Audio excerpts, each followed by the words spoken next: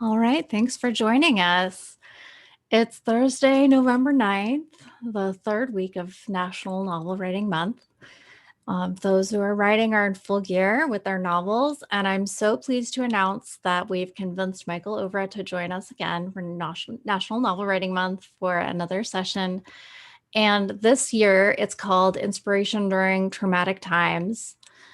Michael's award-winning work can be found in over 30 publications, including 2 short story collections. And stay tuned because he's going to tell us how he's um, whether he's going to be or which classes he's going to be teaching next quarter, and how you can get more instruction after his talk today. So. Hello, thank you, Lauren. The title of the talk today is Inspiration in Traumatic Times. And I'd say even before I get too far down this road, I stumbled across a quote earlier today by Bertolt Brecht, in which he said, it's a poem, "In the dark times, will there also be singing? Yes, there will be singing about the dark times."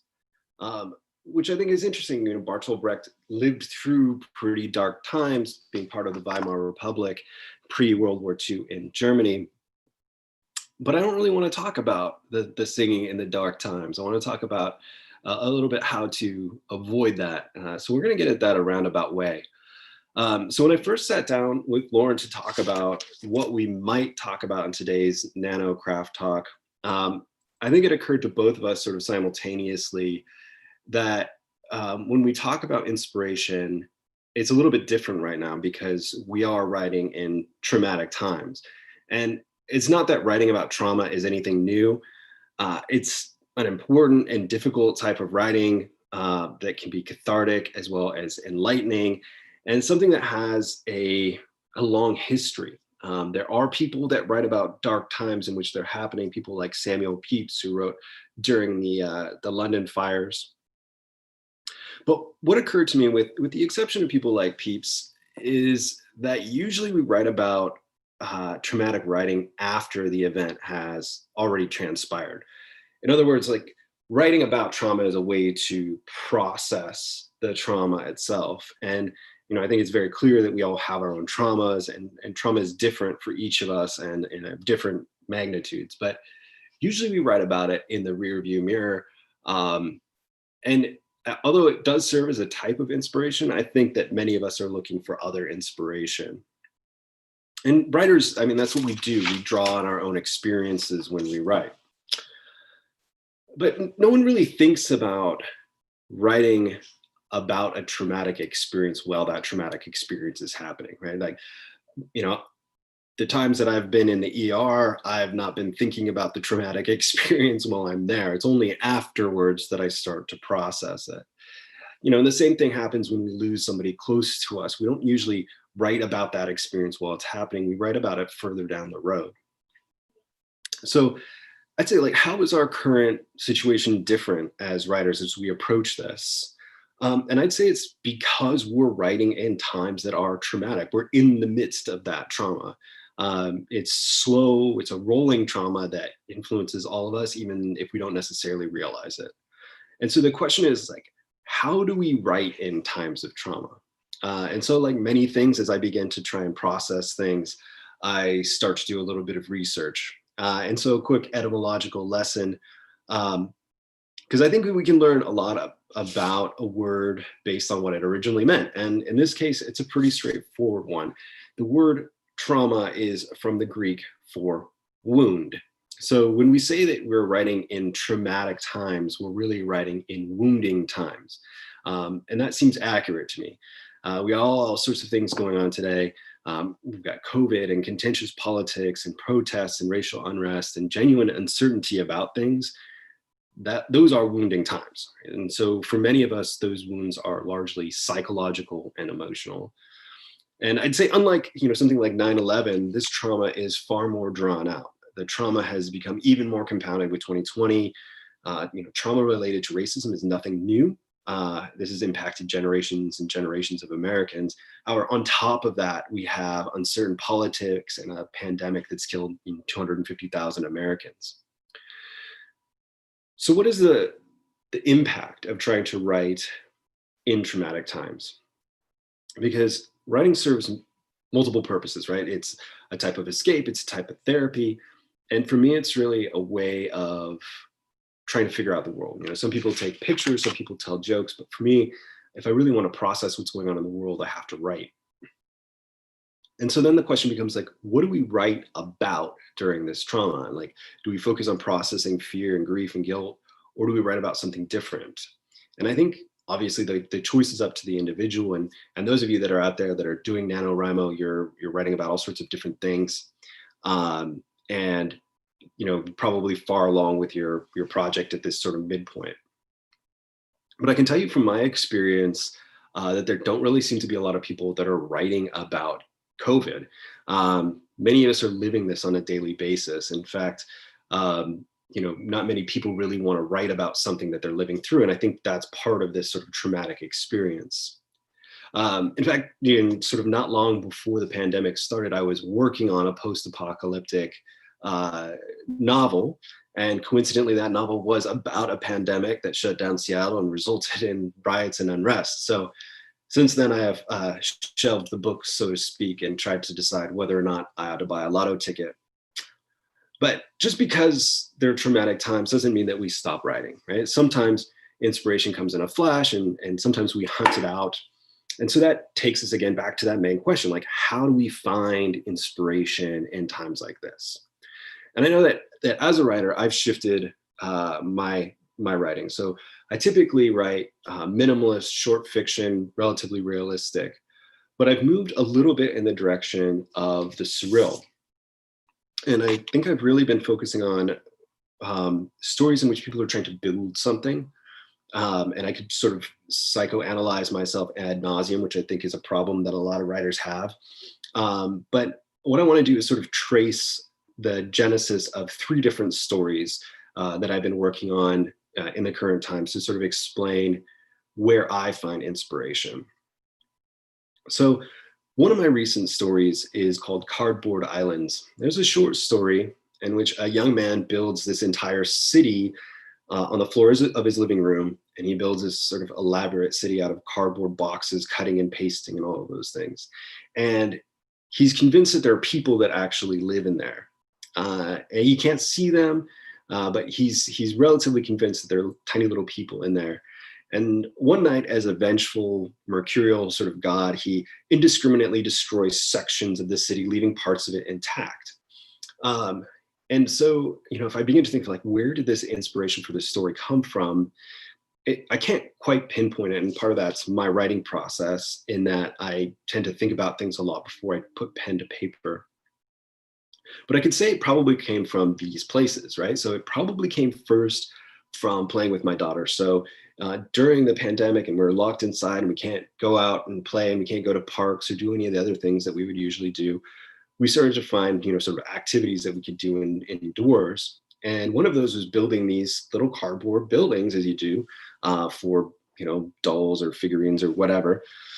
And kind of at the same time, I began creating some plastic models just for myself, little cars and whatnot. And what I realized is these miniatures sort of allow control. My daughter was creating worlds that she, was and is the goddess of, right? She dictates the doll's fates. She's a 5-year-old Gulliver, sort of that's the dictator of Barbie-sized Lapushans. But then, of course, a psyche creeps in, and a sort of a healthy dose of fatalism. And since it's NaNoWriMo, like, I would say, like, the novel that I'm working on kind of had the same genesis. And this is the longer piece that I've been working on. And it started to sort of generate itself towards the end of spring. And so I'm going to do the same thing. I'm going to try and figure out where it started from, because I think that sometimes it's helpful to sort of pull back the curtain and see what's going on.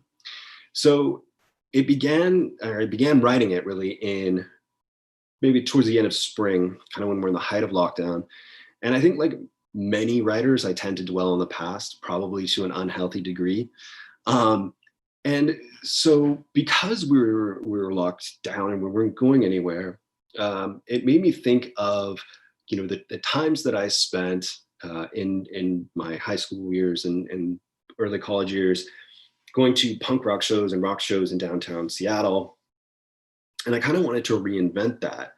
Um, so I set the novel in the past because that was a world that I was very familiar with, that I can draw on from a nostalgic standpoint. And to me, even though it's not long ago, it did seem like a little bit of a simpler time, and probably that's just because I was younger then. So much like the protagonist of Cardboard Islands, I could create the world and I could control things. But it also had this component of freedom, of being able to go out and do things. And if you think of some of you who are like me when you're 17 or 18 or 19, and you could drive around and do these things, and you had that freedom. It's sort of the opposite of a lot of what most of us are doing now. So I think that when it comes to inspiration, our tendency is to think about kind of the world that we're in right at this moment. And we try and represent that world in sort of photoreal detail. And I think that we need to look beyond that. And I don't think that's just the time that we're writing in traumatic times, but I think it is helpful and perhaps even healthy, although the psychologists out there can correct me on this, that we kind of look beyond this, and combine kind of the cathartic release with a little bit of escapism. So I think that that's to say we can find a psychological truth in things, and sort of an authentic emotion. So as I said, there's one more sort of story of stories that I wanted to share.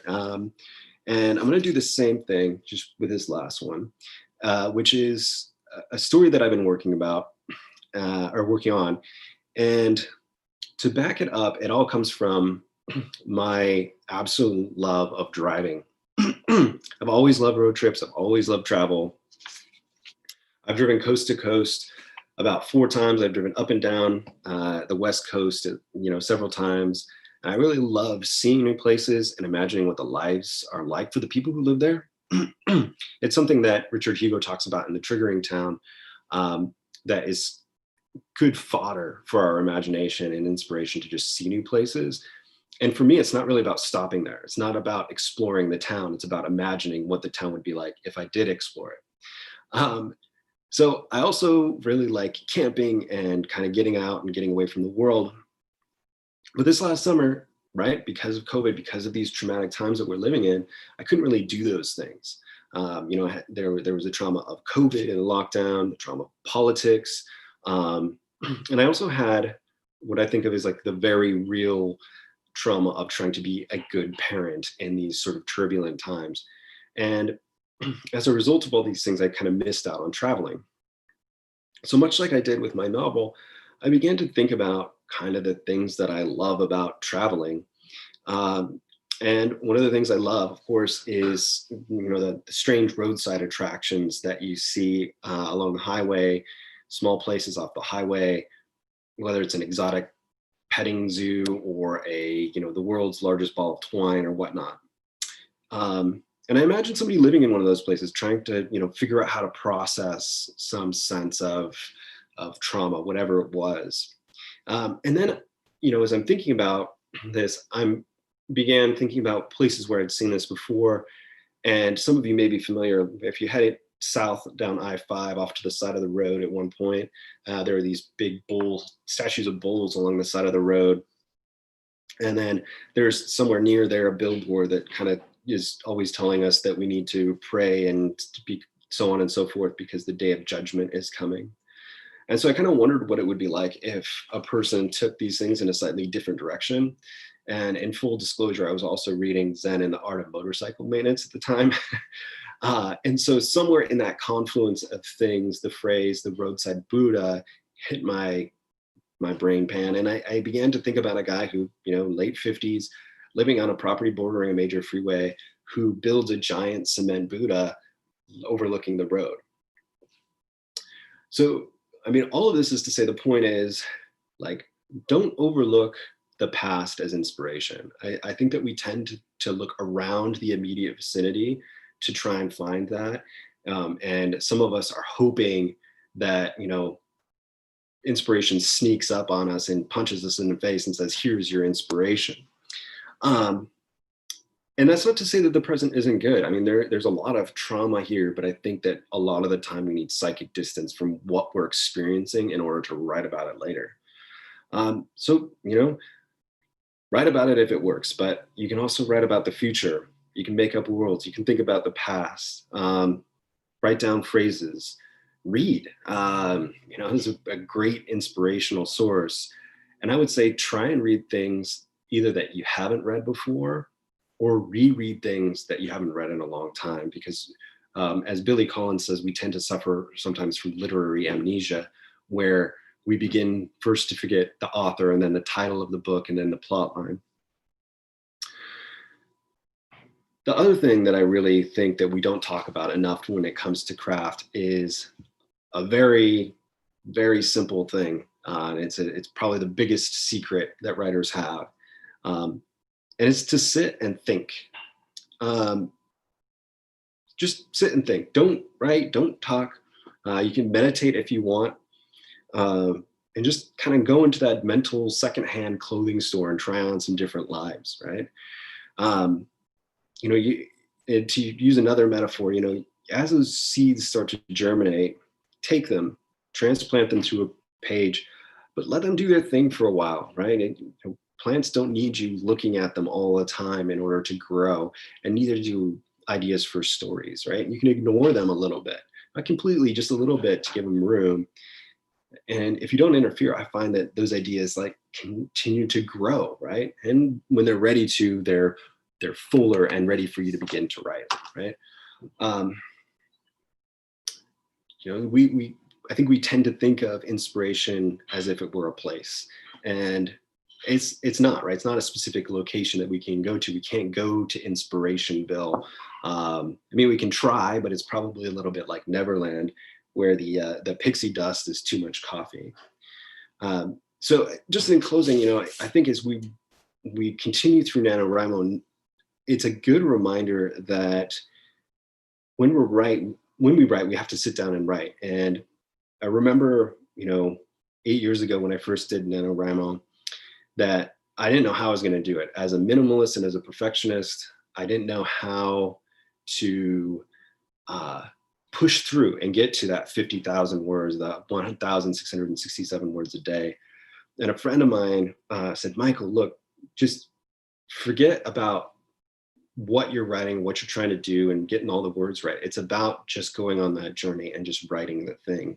So in my mind, it resonated in that it's like getting in a car and just driving, and you'll know when you get there. So I think that's my 15 or 20 minutes of wisdom.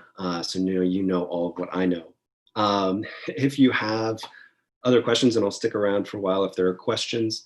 You can always reach out to me. My email is kovera, KOV as in Victor, ERA @shoreline.edu. Next quarter, I'll be teaching English 102 at Shoreline Community College. I may be offered other classes. We'll kind of wait and see how everything pans out. But yeah, I wish you all the best, and feel free to email me or let me know if you have questions.